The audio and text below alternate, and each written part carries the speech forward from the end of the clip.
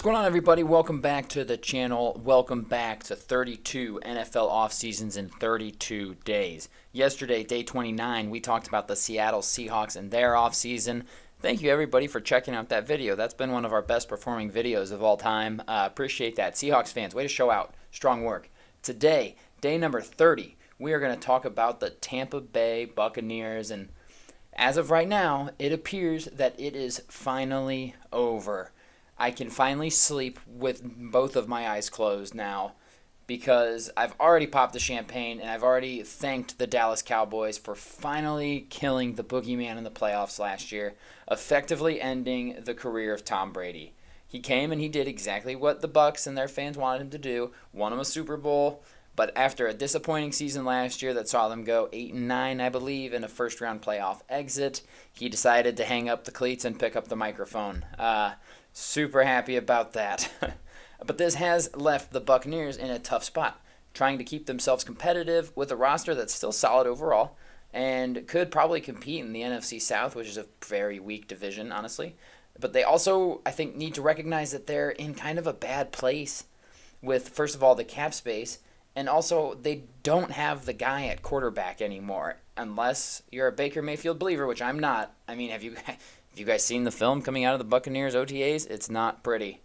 And I think that they have a head coach that has never really had success in the league.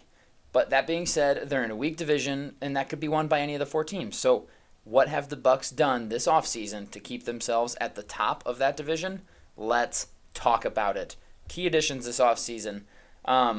Thank goodness the coaching staff recognized that going into the season with Kyle Trask penciled in to be the starting quarterback was essentially ending the season before it even started. They addressed that position, bringing in former number one overall pick Baker Mayfield to play quarterback. Like I said earlier, I don't believe in him playing at a high level for them, as he has never truly elevated the team around him or led them on any sort of deep playoff run. Could he in Tampa? I don't know. Maybe. They've got probably the best wide receivers he's played with ever in Mike Evans and Chris Godwin, so it's possible, and I just like that they brought him in instead of rolling out Kyle Trask to just get eaten alive. So I like that. That's a good addition in my opinion. Outside of him, most of their available cap space, though, was spent on bringing back their in-house free agents. Re-signed cornerback Jamel Dean, which was a good re-signing considering he was their number one corner last year, and they are thin at that position. I also like that they brought back veteran linebacker Levante David.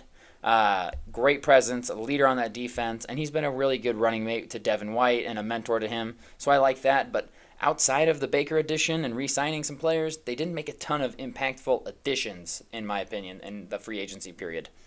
Key losses. Obviously, Tom Brady retiring was the most key loss possible for this time. He was the most irreplaceable player on that Buccaneers team for the last 3 seasons. They went all in with him at quarterback, and his retirement essentially was the closing of their Super Bowl window, in my opinion, because with Tom Brady, anything is possible. But him leaving, obviously, is huge, and that will change how we all view the Buccaneers going forward. Other losses for them, I've got Sean Murphy-Bunting. He formed a pretty solid tandem with Jamel Dean, so him leaving is tough to have to replace. And then they also let their starting left tackle Donovan Smith, who was really bad, to be totally fair, let him walk to Kansas City. But that just means they have to replace a starting offensive lineman with him leaving. I don't think that's a huge loss, but it still made another hole that had to be filled. Like I said, again, they focused most of their money on bringing back their own players, meaning that they avoided most key losses, which is a good thing for them. But will bringing back the same team be enough for them? How else have they tried to supplement the roster to try to defend that division crown? Let's talk draft. With their first pick in the draft at number 19, they took Kalijah Kancey, defensive lineman out of Pittsburgh. Very, very good production at Pittsburgh. In the last 2 seasons, he had 14.5 sacks and 27.5 tackles for loss. And then he put up his combine numbers, which were eye-opening. And we'll start and finish at the 40-yard dash that he ran at 4.67 for an interior defensive lineman. That is crazy, and it is borderline unheard of, except when you look at the other big-time defensive lineman that's come out of Pittsburgh recently, and Aaron Donald.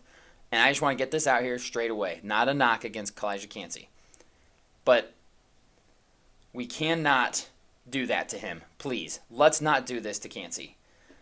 just because he's a defensive lineman from the University of Pittsburgh that's athletic, comparing this young man to Aaron Donald, who just might be the greatest defensive player of all time, we are setting him up for failure and disappointment. I think he can be a stud next to Vita Vea. But if you're expecting him to come in and play like Aaron Donald, you're going to be very, very disappointed. I think he can be really good, but expecting him to come in and do that just because he went to Pittsburgh and ran a very similar 40-yard dash time, I mean, come on, guys. That's great. That is lazy. That is lazy. Their next pick number 48. I like the pick of Cody Mock out of North Dakota State. And if you want a good laugh, look at this. His freshman year picture versus his senior year. Talk about a transformation. I love it. But in all seriousness, he absolutely dominated at the Senior Bowl, made a name for himself. And look at this. Look at that face. That is a Tampa Bay Buccaneers lineman. It just is. I don't care what you say. I think he's going to step in, and he might just be their starting left tackle day one. I'd have to look at their depth chart and what they've got listed, but I think he could be real solid for them, so I like that pick. And then kind of a sleeper pick for them. I like the pick at number 196, taking Jose Ramirez, not the Guardians' Jose Ramirez, but Jose Ramirez, outside linebacker out of Eastern Michigan. Last season alone, 12 sacks and 18.5 TFLs. That is unbelievable production. Second in the FBS for sacks and ninth in tackles for loss. And you're getting that kind of production out of a 6th-round pick? That's fantastic. I love that pick. It's a great pick to throw at the wall. You could have taken anything there. It's a 6th-round pick, whatever. But you took a guy who has good production at the Division I level of football. I can't hate that pick at all. I like this draft class. Honestly, I do. I like the Bucs draft class here. But it just doesn't excite me. I like that they filled a hole with Cody Mock, will play tackle for them. And I do think Cal Cansey can be a really good interior defensive lineman for them. I'm surprised that when Will Levis fell to them at 19 and was still on the board that they didn't pull the trigger. They must have more faith in Baker Mayfield and Kyle Trask than I do, and that's great. They're the coaches, guys. They're the ones watching this. I'm just some idiot with a microphone, right? So I just think that if they had taken a quarterback like Will Levis, they could have maybe just let him sit for a year and figure it out and, go with that. But whatever. Whatever. Overall, I give their draft a B. This offseason, they've gone forward with the plan of essentially running it back with the same roster that won the division. But that is flawed. That is a flawed plan for them because the most important position on that team, on any team, is no longer occupied by the greatest to ever do it. Baker Mayfield does not equal Tom Brady. And the division just got better with the Saints adding Derek Carr to a strong Saints team. Panthers getting Bryce Young and looking solid towards the end of last year, beating the Buccaneers team with Tom Brady. And I think that the Panthers played P.J. Walker in that game. Bryce Young's an upgrade. And then I like the Falcons roster a lot. I don't like Desmond Ridder, that's why I'm not talking about him, but I like their roster overall and their rushing attack. Very, very solid. I don't think the Bucs have done enough to keep themselves at the top of this division, and us here at the Playbook can't ignore that. And for that reason right there, I give their offseason a C grade.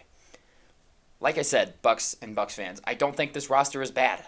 They've got talent. Pretty much everywhere you look, they've got at least some talent. But I don't think they've done enough to keep themselves on top. Clearly, Brady carried them the last couple of years.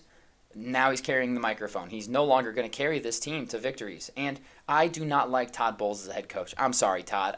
You're a good coordinator, great defensive coordinator. You haven't figured it out as a head coach. You couldn't do it for the Jets, and you struggled last year with Tom Brady at quarterback. So I just don't trust it. Bruce Arians calling it quits for them I think was a huge blow because Bowles is a step down from him for sure. Hopefully, for Bucs fans, I'm wrong. But, 8-9 last year with Tom Brady at quarterback, no real key additions except changing out quarterback Tom Brady for Baker Mayfield. I don't love that. Hopefully for you guys, I'm wrong, though. Who knows? It'll be interesting to see. That NFC South is going to be entertaining because all 4 teams are not great this year. So those games are all going to be close. It'll be fun football. So that's all I've got for the Tampa Bay Buccaneers and day number 30 of 32 off seasons in 32 days. This is coming to a close, guys. We've only got 2 more to do here, so get down in the comments, message me on Twitter, tweet at me, whatever. Let me know what you guys want me to do next because I've enjoyed making these every day. It's been a very good month of doing this and talking football. My knowledge of these teams has gotten so much more just from these 30 days that I've done this, where I can look at every team and speak on them at least to some degree. So let me know what you guys want next. Do you guys want predictions, schedule predictions? Do you guys want roster grades? Let me know. But I will see you all tomorrow for day number 31.